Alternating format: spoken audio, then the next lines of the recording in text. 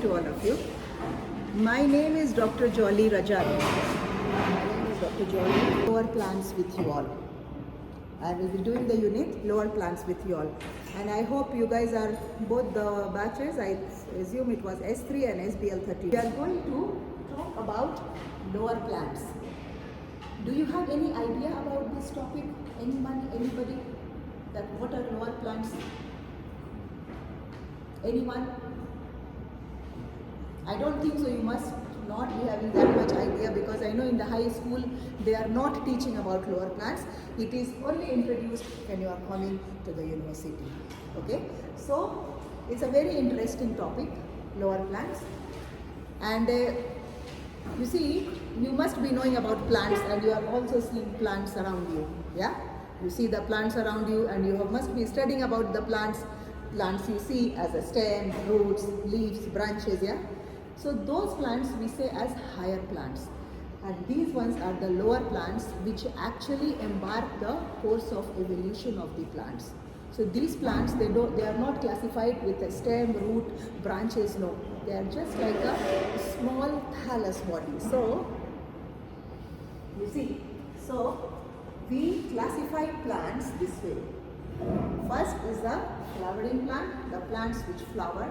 And the other one is a non-flowering plant. All the lower plants come under the category of non-flowering plants. You may make this. And under the non-flowering plants, there are still two categories. Spore-bearing plants and the plants which bear naked seeds. Naked seeds, I mean, you see general plants, you see there is a fruit and the seeds are inside the fruit. So it's a covered seed. In the category of non-flowering plants, we have naked seeds. Means there is no fruit covering as such. The plant just bears, either it bears a spore or it just bears a naked seed. Okay, then those category of plants, those lower plants category, non-flowering plants which bear naked seed, we call them as gymnosperms. Those plants which bear naked seeds, we call these plants as gymnosperms. And the spore-bearing plants, they are still in two categories. One has root and one doesn't have root. So those plants which don't have root, you call them as mosses, moss. And the plants which bear roots, we call them as fern. Now, so this is the category of non-flowering plant. We repeat it again. Non-flowering plant, there are two types, spore-bearing plants and naked seed plants. Under the category of spore-bearing plants, we still have two categories, one with roots and one without roots. Those spore-bearing plants which don't have root, and the spore-bearing plants which has roots. So the plants which don't have root, you call those plants as mosses, and the plants, spore-bearing plants which has roots, you call them as ferns. You all are plants. There are two types. One which has, all the flowering plants will produce seed, but one flowering plant which has only one lobe in the seed. You see, this is the seed for flowering plants. So one lobe seed, you call them as monocots. Or the plants which has only one lobe in the seed, we call them as monocots. And the plants which has two lobes in the seed, like two seed leaves you say, they call them as dicots. So this is a general classification of the plant. Understood? General plant category now. Now, you see, for the plants, we categorize them as a big kingdom. And there is, you see, there is a category of categorization when you study anything. If you see that initially it is a big category, call them as kingdom. After kingdom, then you come as class, then comes as phyla, then comes as order, okay, then comes as family, and then comes as species. You see, this is the category. When you categorize, it's easy for us to study. So the biggest category is the kingdom. So you say as animal kingdom, that means all animals count. Now here we are studying about plants. So you say kingdom plants. That means all types of plants are coming in this. When you narrow down, you go on specific categories of plants. So for the definition, we say plants are unicellular or multicellular eukaryotic photosynthetic organism. What do you mean by eukaryotic? Eukaryotic means those type of plants which has a proper nucleus. It has a well-defined proper nucleus. So if it is a cell, have you studied about cell? You must have studied about cell in your high school. It's just citing an example of a cell. This is a proper nucleus. This is the cytoplasm, this is the cell membrane. You must have studied about the cell. So all the cell which has a proper nucleus, you call them as a eukaryotic cell. Eukaryotic. Okay? So all the plants, they are unicellular or multicellular eukaryotic photosynthetic organism. That means they can photosynthesize. That means they can manufacture their own food. So for the plants, you will say eukaryotic, means they have a proper defined nucleus. Eukaryotic photosynthetic organism, that is a defined nucleus. Okay? Now, plants include, you see this category, green algae. Green algae is also a category of plants which we call as the scientific name as chlorophyta. Please write down green algae, which we call them as chlorophyta. Chlorophyta, there are two types. Marine. Marine means ocean, the ones plants which are found in the ocean. Oceanic plants, that's what we call them as marine plants. So the chlorophyta or the green algae can be in the ocean, you call them as marine, or it can stay in the fresh water, as in the lake, ponds. Those green algae you can also find in the marine as well as fresh water. So the first category of green algae is the chlorophyta. Okay? Those simple plants, the first plants, we call them as green algae. That is the chlorophyta. Now the second is the charophyta. Charophyta are only those type of algae, those unicellular plants, those algae which only stay in fresh water. So chlorophyta can stay in ocean as well as the fresh water, but charophyta will only be found in the fresh water. You can take this point. So all these green algae, they are simple non-flowering aquatic plant. So what are algae? They are simple, very simple plant, not categorized into leaf, stem, branches, roots. They are it's just a thallus, just a simple unicellular or sometimes multicellular plants, and they are non-flowering aquatic plants. Okay? So if anybody asks you what is algae, what do you mean by algae? You can just say they are simple non-flowering aquatic plants. They are only staying in water. Okay? Now, coming to the, so this is one category of plants, the green algae. Now coming to the land plants. Now land plants, we also call them as embryophytes. Embryophytes. If somebody says embryophytes, you should know that they are referring to the land plants. Why? Because they have a closed embryo or a closed seed. Usually the land plants, they have a closed seed. That is why they call them as embryophytes. Okay? Now under the category of these land plants, we have bryophytes, pteridophytes, gymnosperms and angiosperms. Write down for the category of these land plants, the lower plants which are found on lands are categorized as embryophytes, and under the embryophytes category we have bryophytes, pteridophytes, gymnosperms and angiosperms. You all will read about it. It is just an introduction of the various class of lower plants. You may take down this point. Lower plants category, we will be studying about algae, the basic plant which also embarks the course of evolution. We will be studying about green algae, we will be studying about lichens, we will be studying about bryophytes, and we will be studying about pteridophytes. It's written here. So you may take this down. Let's see the general characteristic of a plant kingdom. Okay? General characteristic of plants. You can take down the heading. General characteristic of plant kingdom. So what are plant kingdom? All the plants mostly is eukaryotic. Do you know what eukaryotic now means? What is eukaryotic? Anyone? Eukaryotic means all the cells which has a proper well-defined nucleus. So for the plants, all the plants, mostly they are eukaryotic. Means they have the cells of the plant, they have a proper well-defined nucleus. Okay, multicellular. They are more than one cell, so we say it is a multicellular with cell walls which are rich in a pigment. You call it as cellulose. You will have to remember this. All the cell wall of a plant cell are rich in a pigment. You call it as cellulose. It also gives a rigidity to the cell. This cellulose. Okay. So the general characteristic of the plant kingdom is that all the cell of the plants will be eukaryotic type, which will be multicellular, and the cell walls will be rich in cellulose. Okay? The second point, mostly all the plants are photosynthetic. That means they can photosynthesize their own food. They can use sunlight, they can use minerals, and they just photosynthesize their own food. Do we photosynthesize?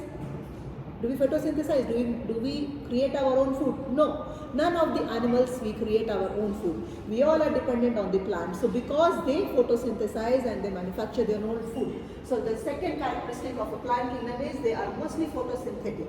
Now how can they photosynthesize? Because they have chloroplast. Chloroplast is a pigment which helps them to trap energy from the sun. And these chloroplasts contains two types of pigment, chlorophyll A, chlorophyll B. You will have to remember this. The chloroplast, it contains pigment called as chlorophyll A and B, which helps them to photosynthesize, and they also contain a pigment which you call it as carotenoids. Kindly note down this, that all the plants, the photosynthetic plants, they contain pigment chlorophyll A and chlorophyll B, which helps them to photosynthesize along with the pigment carotenoids. Okay, so this is another category of the plants. General category. Coming to the third, they have alternation of generation. Has somebody got an idea about what is alternation of generation? This is what, because it alternates from 2n to n. Again, it will merge 2n, that's what it says. Alternation of generation, which is a sporic meiosis. So it alternates with sexual and asexual phases. Gametophyte produces gametes and sporophyte produce spores. So there are two types of production in the plants. They produce spores, so that the plants which produce spores, you call them as a sporophyte, which is they are 2n, means two strands of chromosome are there, and the other one, it produces gametophyte, that is only the gamete. You will be reading about this. This is there in the lower plants. This is the way of reproduction, how the lower plants produces. So that's what you can write. The point, alternation of generation, is the way of reproduction for the lower plants. Shall we proceed? Or you're right, you can take this down.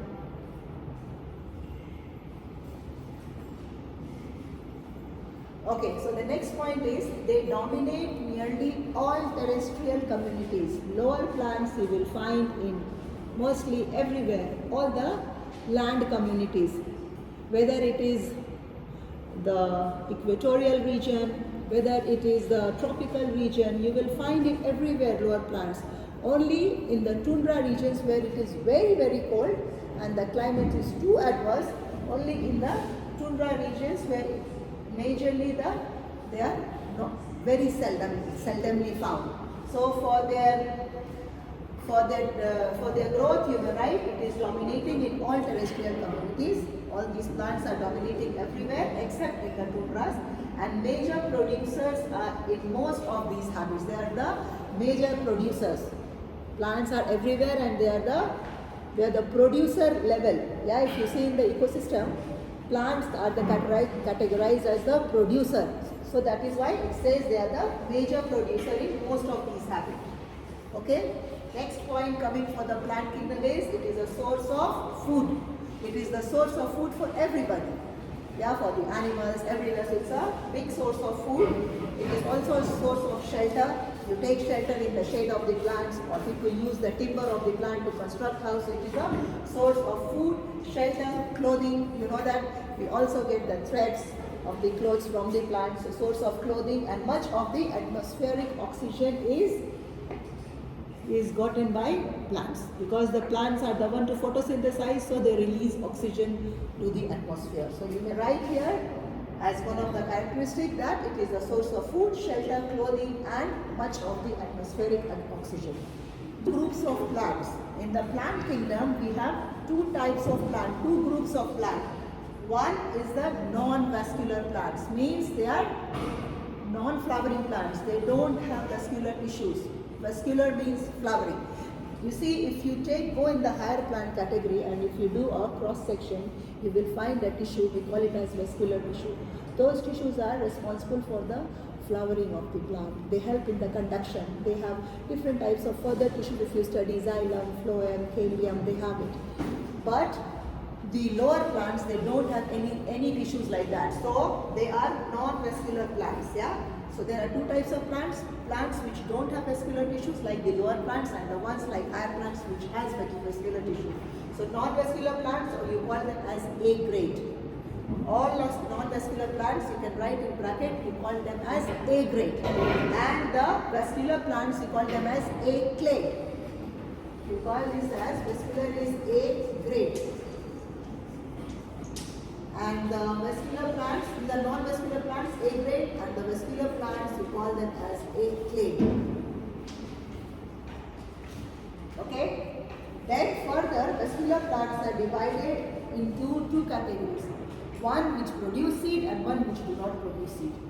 So you say vascular plants divided to those without seeds, that is A grade, and those with seeds, which is A clade.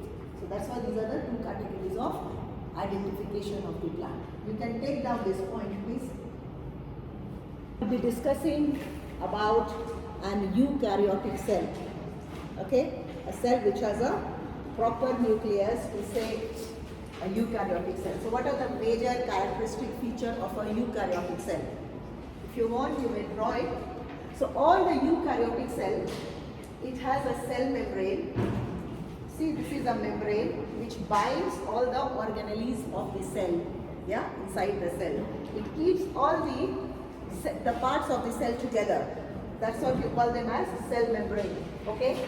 So this cell membrane is made up of a pigment. You call it as cellulose. So you may write here for eukaryotic cell. The first point is a cellulose cell membrane. The cell membrane of the cell, it is made up of cellulose. Okay. And now the second point is membrane-bound organelles. Organelles means all these organs inside the cell. For a eukaryotic cell, all the organs which are found inside the cell, you call them as organelles. And all these organelles also have a membrane around itself. So the second point for eukaryotic cell is membrane-bound organelles. Means all these organs inside the cell also have a membrane around it. You see, this is like a mitochondria, it has a membrane. This is a vacuole, it still has a membrane. So this is also one of the characteristic feature of a eukaryotic cell. And third is multiple linear chromosomes. Multiple linear chromosomes. What do you mean by chromosomes? They are linear bodies. The chromosomes are linear bodies and they have genetic materials, that is the genes, are found on the chromosomes, and they are the they help in the process of hereditary.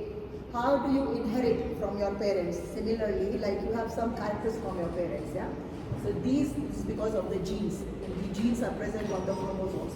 So even for the cell, even from the plant cell, they have these multiple linear chromosomes. They have the characteristics of the genes there on the chromosomes. So these are the three characters of a eukaryotic cell.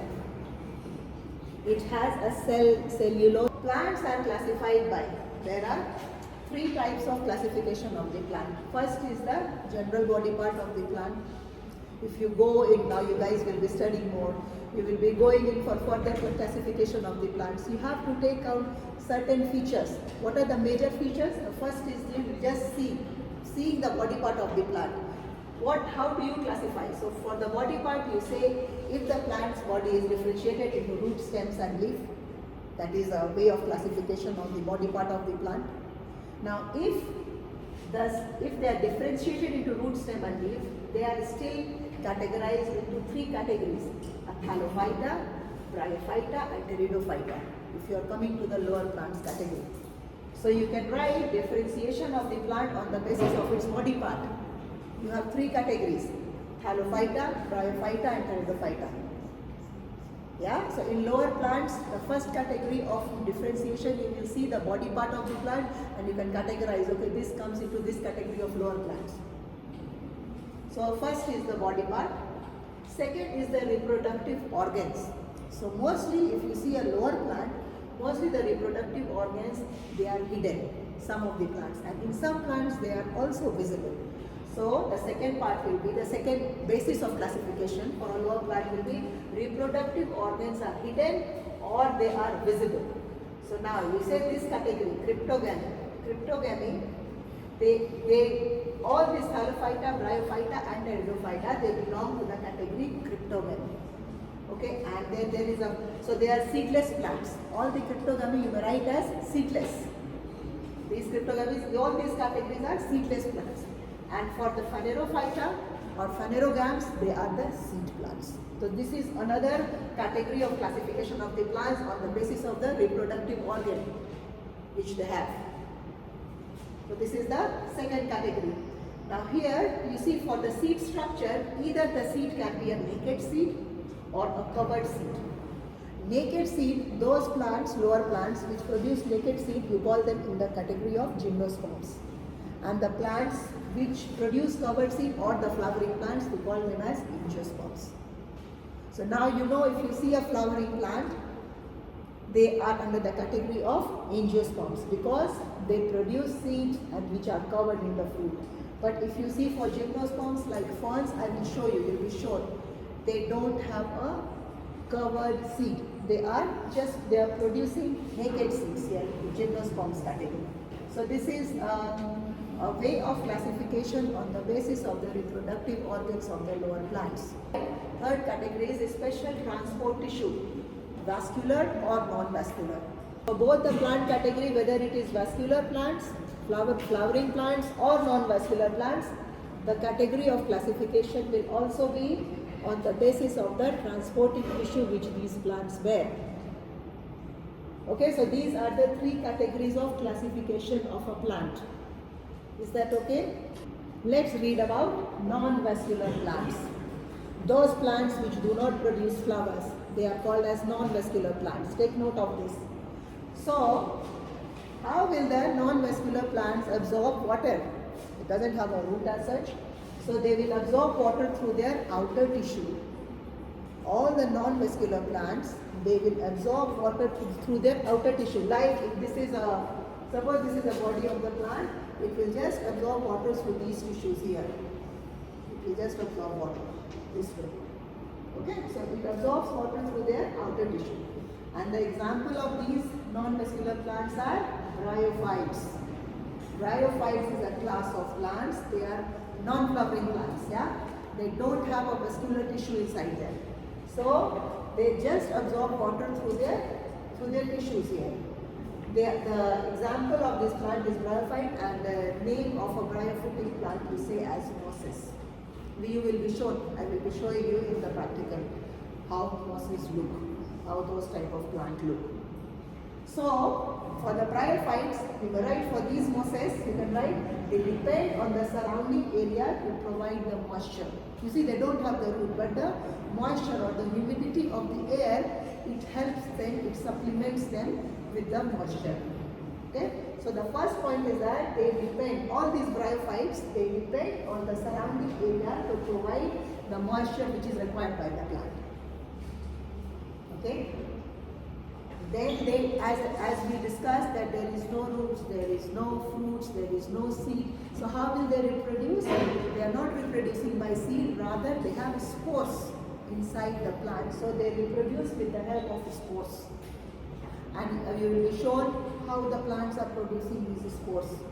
So just write, they reproduce with the help of spores. And they are very small plants in nature. Yes, in the nature, they are very small plants, these mosses, the bryophytes.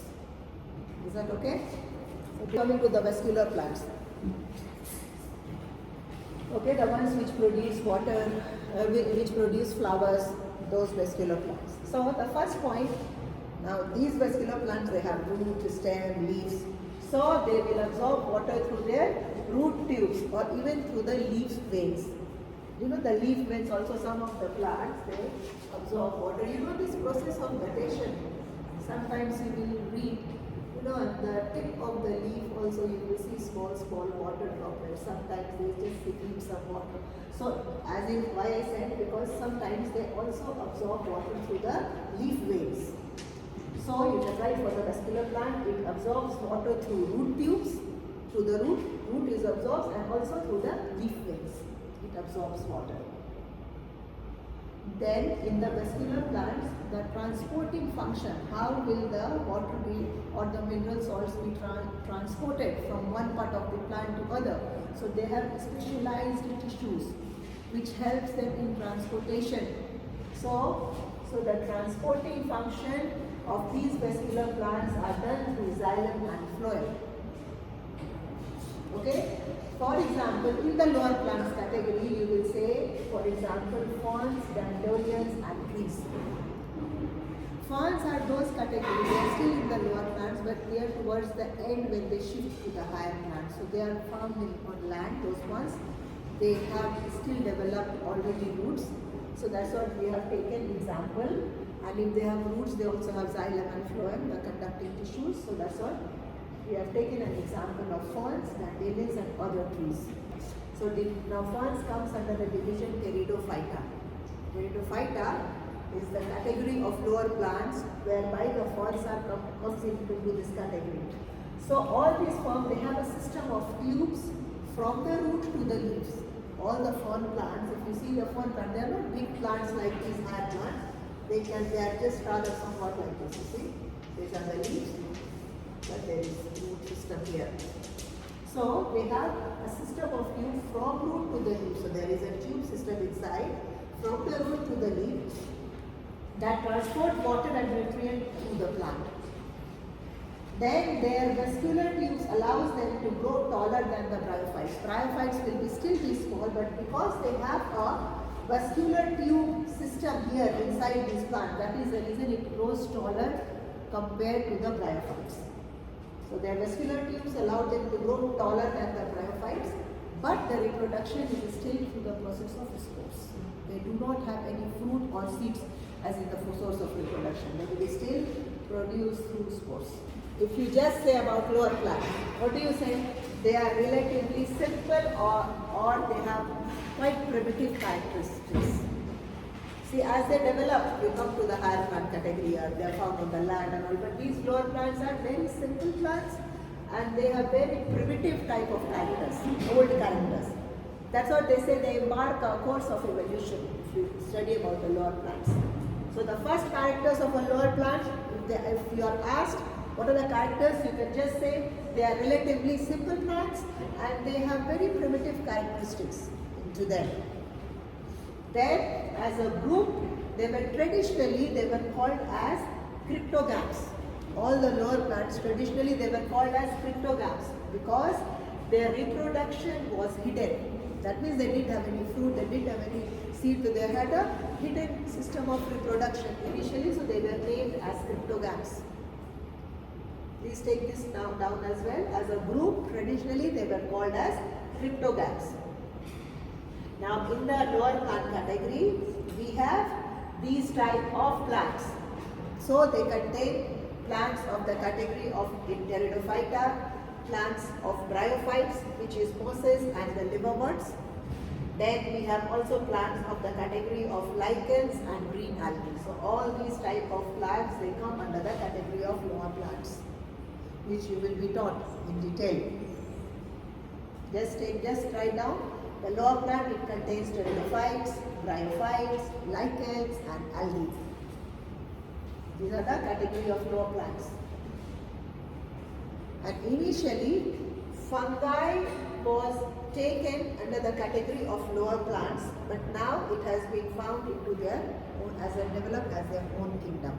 So we will not be studying about fungi. Initially we used to study about them, but now they have been declared as their own kingdom. But we will have to study on the pteridophytes, bryophytes, mosses, liverworts, lichen and algae. We will be doing here in this lower plant category.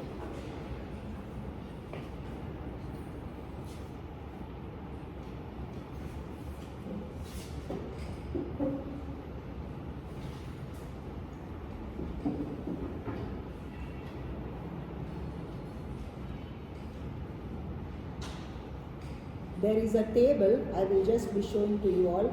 If you want to write, it is okay. Otherwise, when I share these notes, you may take a print and keep it with you. Okay, so let me proceed now. See this table. Look here. What I've done, I have made it as a group and the different division and then common names, and I took it from the net how many species are there. So the informal group for the lower plants, majorly 4. So here, green algae, that's the first group of lower plant. It has 2 divisions, chlorophyta and charophyta, which we just spoke. Chlorophyta are the green algae, or you call them as chlorophytes. And charophyta are the charophytes. They are green algae, but they are also called as desmids. Desmids and chlorophytes. So this is the division for green algae. Coming a little above, that is the bryophytes. You have 3 divisions here. We will be studying about an example for each division. We will be studying. So bryophytes, we have 3 divisions: Macanthiophyta, Anthoceratophyta and Bryophyta. Macanthiophyta, we have an example of this species of lower plants in the Macanthiophyta. We call them as liverbirds. Liverbirds we will be shown in the practical. We will be showing these examples to you. Anthoceratophyta, they are those category of lower plants which you call them as cornworts. Okay? And Bryophyta are the category of plants in the lower plant group. You call examples, you call them as mosses. And this is the number of living species for each category of lower plants. Coming to the Pteridophyta, we have 2 divisions here, Lycopodiophyta and Pteridophyta. In the Lycopodiophyta, we have club mosses, and in the Pteridophyta, we have ferns, whisk ferns and horsetail. You will be shown some examples in the laboratory of these categories of Pteridophyta, and these are the number of living species. So till here, till Pteridophytes, you have the lower plants. Then you come to the seed plant or the higher plant category. And in the seed plant, here, we also call them as gymnosperms. We have 5 divisions here: Cycadophyta, Ginkgophyta, Pinophyta, Natophyta and Magnilophyta. And these are the each example of each division. For Cycadophyta, you have cycads. You will be shown, we still have cycads in our university premises. So you will be shown Ginkgophyta are ginkgo, Pinophyta are the different conifer plants which are there. Then we have Natophyta, that is natophytes, and Magnilophyta, we have flowering plants, and these are the number of living species of each category of these seed plants. So if you want, you may. Phylogeny embarks the course of evolution, how it has come up, and it has developed in the course of evolution.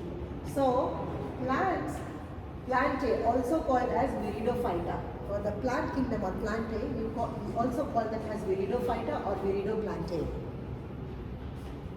So now Viridophyta, they split early into 2 evolutionary lineage. As I said, we are discussing the course of evolution. So Viridophyta, this plant group, they, as a course of in the course of evolution, it split early into 2 evolutionary lineage: Chlorophyta, that is the green algae, and Streptophyta or the Bryophyta category. Okay, so first initially it was Viridophyta. Then Viridophyta, you had 2 lineage. Let me draw and show you. Chlorophyta are named because of their green chloroplast, because they are green in color, because of the chloroplast what they have inside them. That is the reason Chlorophyta term has been given to them. They are characterized by the predominance of the green pigment, chlorophyll A and B. They have carotenes, they have xanthophyll and other pigment. You are supposed to please remember this. All the green algae will be having, and they are characterized because of the green color, because they have pigment chlorophyll A, chlorophyll B, which also imparts a green color to them. They have carotenes, they have xanthophylls and other pigments. To the category of Streptophyta, the general characteristic of Streptophyta, they are motile cells with inserted flagella and parallel basal body and asymmetrical flagellal roots.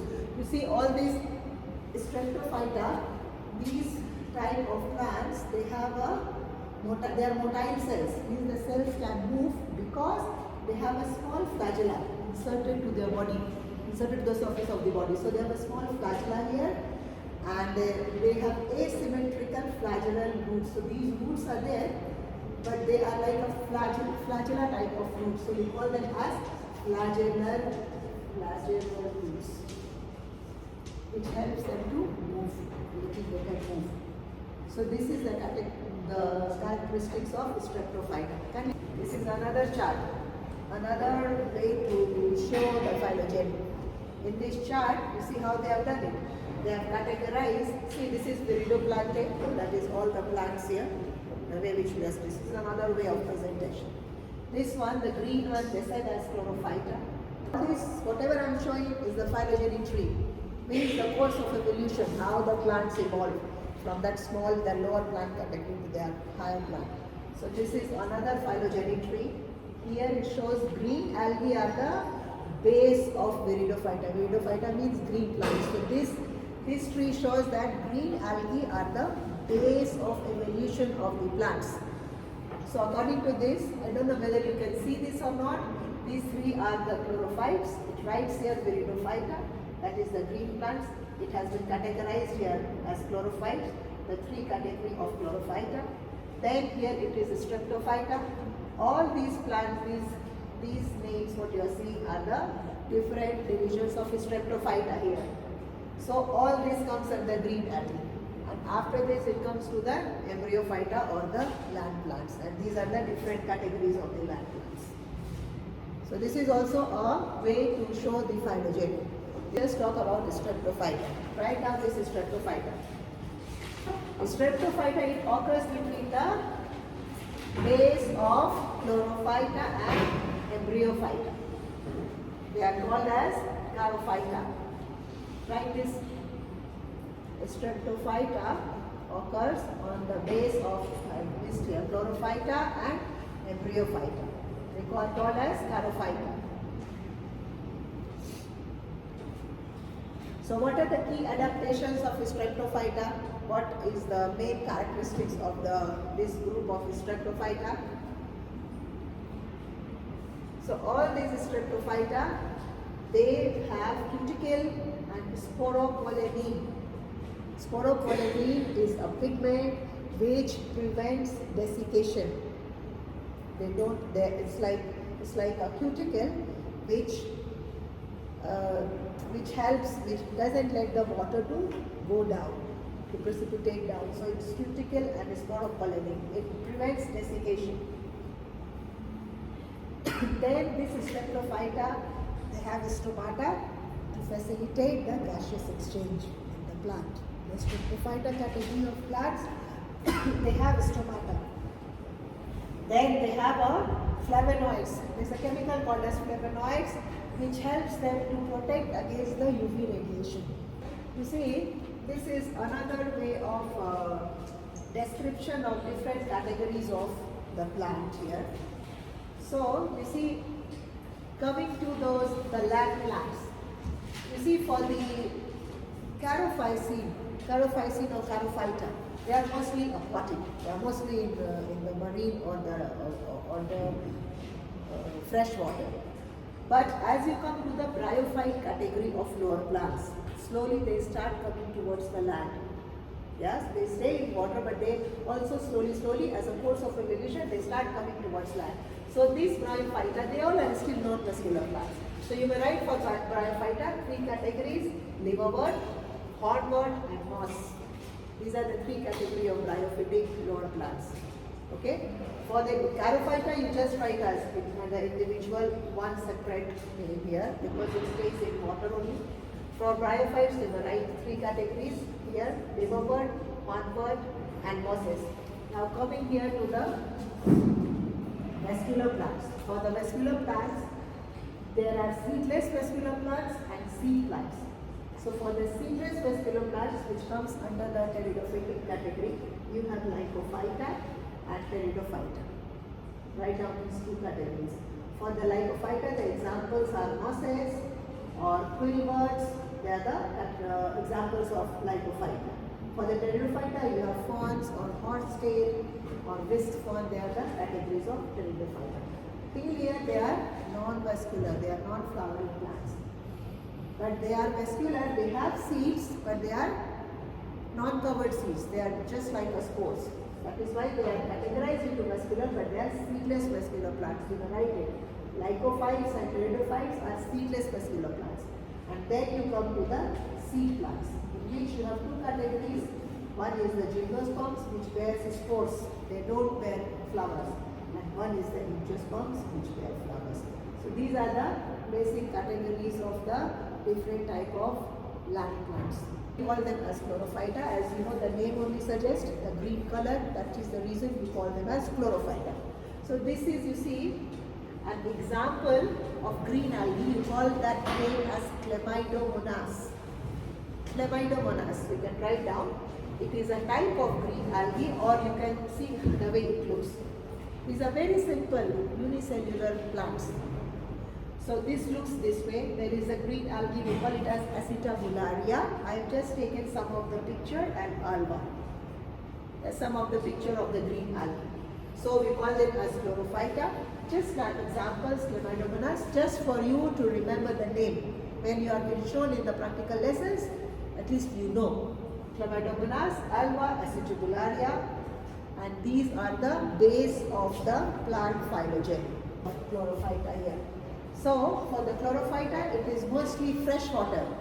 It is found in the ponds and also in the marine species are there. But they are rarely found in the land. They are mostly, all the chlorophyta are mostly aquatic. They are not found on the land. This is a major characteristic of a green algae. They are, either they can be unicellular or they can also be multicellular. Okay, so you will be shown, you will be given a sample and you will be shown under the microscope. Under the electron microscope, you will be shown, you can see there very small unicellular just cells are there for these plants, you will see. Okay, they might have, as we said, they might have acronematic flagellated swimming cells. Means they might have a small flagella that will be attached on the surface of their body for the locomotion purpose, for the movement purpose. Okay, so these chlorophyta, you can write the third point, they might have motile 2 or 4 acronematic flagellated swimming cells. Means they have flagella as a source of movement, so that they can go and attach themselves to maybe some substrate and then they can be there. Okay. Then since they are plant, they have cell wall, and those cell wall are all made up of cellulose. This one. Then there is no endoplasmic reticulum. The endoplasmic reticulum lacking around chloroplast. You see, or usually in a plant cell, for the chloroplast, if you see the chloroplast in the higher plants, you have an organ cell organelle, you call it as endoplasmic reticulum. They help with the ribosomes, protein synthesis, but it's not that much advanced. That is why we said that there is no endoplasmic reticulum. So this is lacking around chloroplast because they are very basic plants, very simple plants, primitive plants. They don't have these organelles inside their cells. Okay? Now they are organelle of eukaryotic type. But they do have a eukaryotic type. They have a nucleus. They are organelle of eukaryotic type. Sexual reproduction is oogamous or isogamous. Do you know what is oogamous and what is isogamous way of reproduction? The male cells, they swim and go to the female cell for the fertilization. And for the isogamous, both swim and come together. That is the way of reproduction that you will be taught. So just for now, you should know sexual reproduction is there, and sexual reproduction is either oogamous type or isogamous type. Okay, this is also one of the characteristics of chlorophyta. Then some chlorophyta, they form symbiotic relationship with protozoa, sponges, fungi and lichens. I think you should know symbiotic relationship. Do you know symbiotic relationship? They stay together and they are in benefit to each other. So some of the chlorophyta, some of these algae, they usually go and stay with lichens or some fungi. They will just stay together so that they are mutually benefited from each other. That is why we call them as a symbiotic relationship. So these are the basic characteristics of chlorophyta or the green algae. We have already seen the characteristics of the chlorophyta. Let's see some of the characteristics of embryophyta or the land plants. Here, some of the characteristics of land plants or the embryophyta. So here it includes both non-vascular, means non-flowering bryophytes. This is also a lower plant category above algae. So it includes bryophytes. Bryophytes, as I said, these are the examples of bryophytes. Liverworts plants are there, hornwort and mosses. So it includes non-vascular, bryophytes are non-vascular. These three categories are there in bryophytes, and the vascular plants, that is the vascular plants, and pteridophyta, that is the fern plants. You will be shown all this. I'll show you all the types, at least these some examples from liverworts, mosses and pteridophyta you will be shown. Just take a note of that. So all the embryophyta or the land plant will be including bryophyta. They will be including all the pteridophyta and other vascular plants. Characteristics of embryophyta. So as the name suggests, the embryophyta category of plant, they will form embryos. Then they have alternation of generation, as we discussed. They will be having a haploid phase, that is the end phase, again a diploid phase. So that is why they say they have alternation of generation in the life cycle. Because of the production of spores, what these pteridophyta do, there is a alternation of generation in their life cycle, which you will be taught here. Then the apical cell growth of all these embryophyta, this is actually meristematic. Meristematic means what? They have a very rapid cell division. So it keeps on growing. That means it is meristematic. So apical cells, the cell on the tip of the plant, they undergo meristematic cell division. They grow fast. They have cuticle. Yeah, which all the cells have a cuticle on top, which doesn't let the water pass through. This is, they have cuticle. Then they have these two organs. The name is antheridia and archegonia.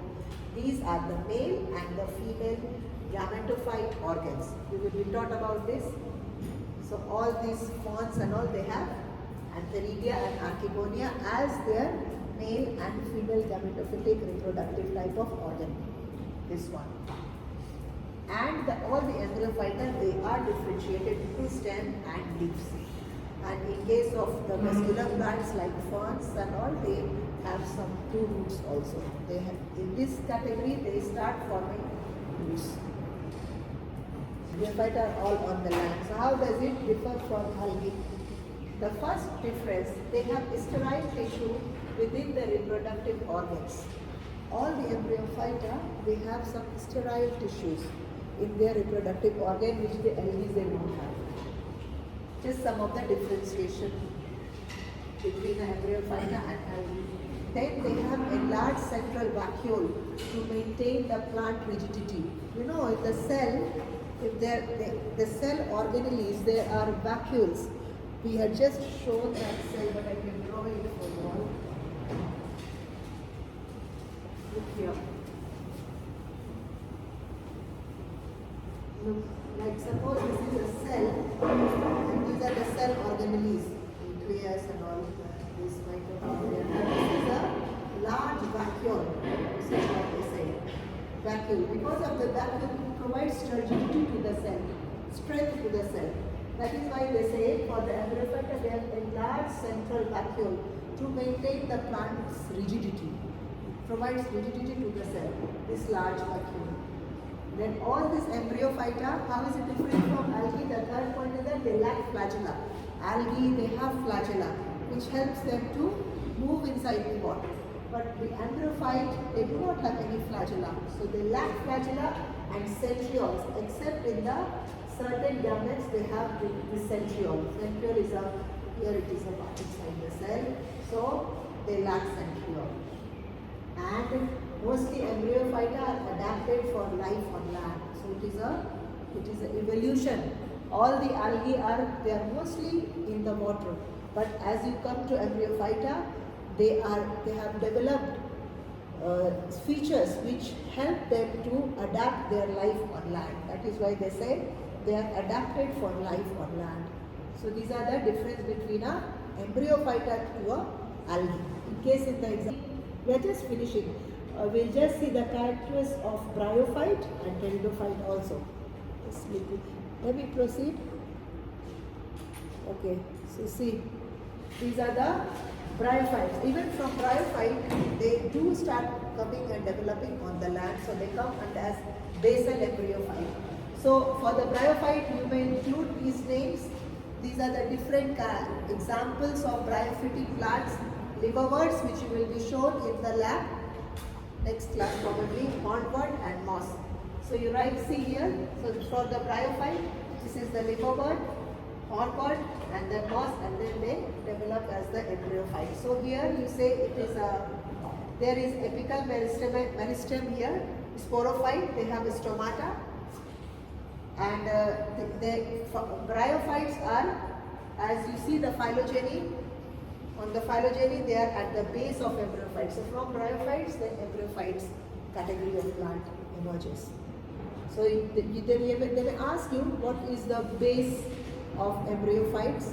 They may ask you what are the base of embryophytes, which category of plants come under the base of the embryophyte. So what will it be? It will be the bryophytic plant. So after the bryophyte, then embryophyte starts. Though bryophytes are also on land, but because of the certain features, certain advanced features which embryophytes have, they have been categorized as the base of embryophyte. Is that okay? There are roughly 18,000 species of bryophytes. Imagine on the earth, majorly, still in a lower plant, but 18,000 species of bryophytes are prevalent on the earth, and they are generally classified into 3 phyla. These are the 3 phyla: Macanthiophyta, then you have Anthoceratophyta, and you have Bryophyta. So the plants which comes under the Macanthiophyta are the liverworts. The plants which come under the category of Anthoceratophyta are the hornworts, and the plants which come under the category of Bryophyta are the mosses, which you will be shown in your lab. So this slide will just talk about pteridophytes. That is the final category of the lower plants. They are vascular, they are non-seed plants. You may write down the pteridophyta. They are the vascular non-seed plant. They don't produce seed, they are only producing spores. But they are on land plants. They are found lower plants but on land. So this consists of 2 groups. 2 groups of plants come under pteridophyta. First is the Lycopodiophyta. Under this category, you have different types of plants like club mosses, spike mosses, and quillworts. These are the different types of plants under the category of Lycopodiophyta in pteridophytes. So this is the first category, Lycopodiophyta, and the second category of pteridophyta are ferns. Ferns, you have again 3 types of ferns. You have Equisitophyta or horsetail. This is one category of fern. You have Coelotophyta or the whisk fern, and Ophioglossophyta or adder's tongue or grape ferns. These are the 2 types of ferns here in the category of ferns, the second category. First is the whisk fern and second is the grape ferns. Whisk fern you call them as Coelotophyta, and grape ferns you call them as Ophioglossophyta. Then the third category of ferns, you have Marantoi and Leptosporangiate ferns. These are Leptosporangiate are the largest group of ferns. They are the largest ferns which are found on land. So these are the 2 categories of pteridophytes which you will be studying in your lab. You will be doing this.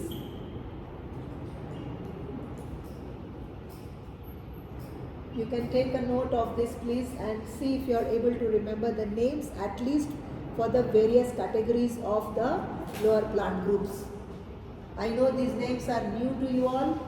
These names are a little bit, of course, difficult to pronounce as well, but at least slowly. That is the reason I showed all this to you all, that at least you are used to it. This we come to the end of this lecture.